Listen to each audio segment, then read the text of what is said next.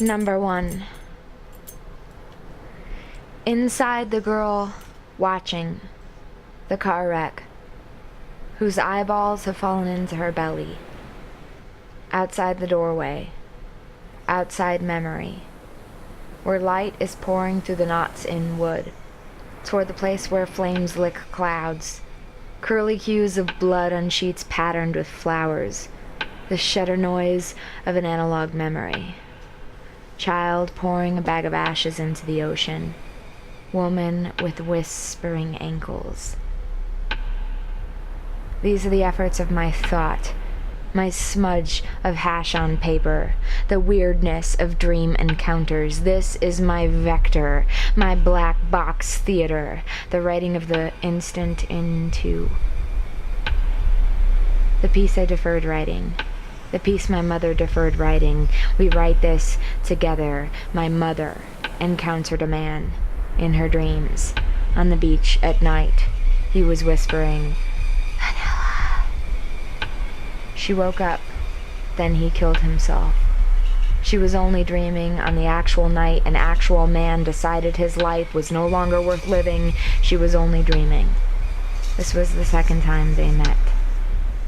Number 2.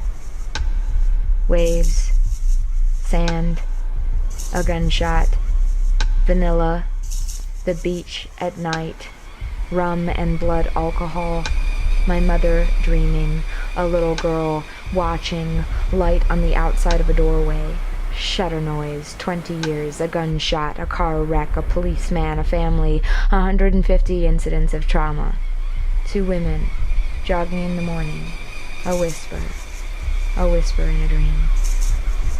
Number 3. My mother got into a car wreck. A policeman stopped to help her. He looked young, was nice, was handsome, solid, tall, drink of water.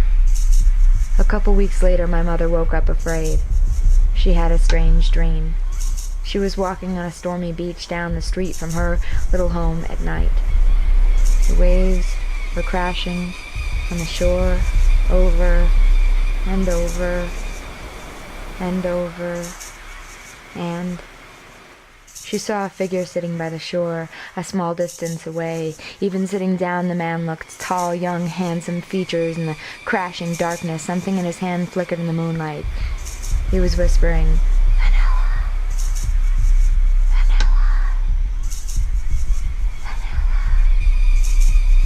The next morning, some women were jogging along Boat Meadow Beach, and they found a body of a man who had shot himself in the head. When the newspaper came out the following day, my mother saw that man was the policeman, the tall drink of water, handsome, young.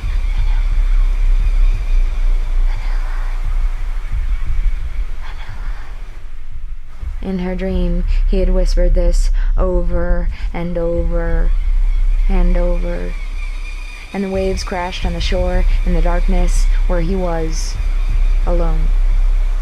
Her dream. On Boat Meadow Beach down the street from her little home, she dreamed of him the night he died. This was the second time they had ever met.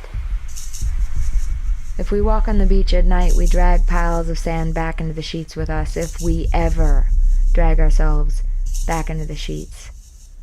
I remember walking in Massachusetts along the beach at night, whiskey drunk and afraid, because all the beach looks the same at night from every angle. I was afraid I would get lost and not find my way back. I was afraid that I wanted to be lost. I was afraid I would walk out into the dark water alone and never come back in a dream of the whisper. The man had lost his wife. His family had left, but he had a gun, a shiny government-issued gun.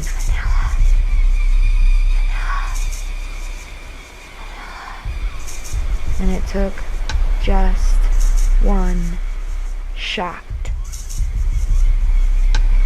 I wonder how long he sat there in the dark, listening to the crashing waves, fingering the trigger. I wonder if he thought about a sweet smell before his death. Maybe his favorite smell, maybe his wife, his daughter, his mother, or lover. Maybe he thought of their smell, maybe his own smell. Maybe the rum on his breath in his blood hot as fresh honey. Vanilla,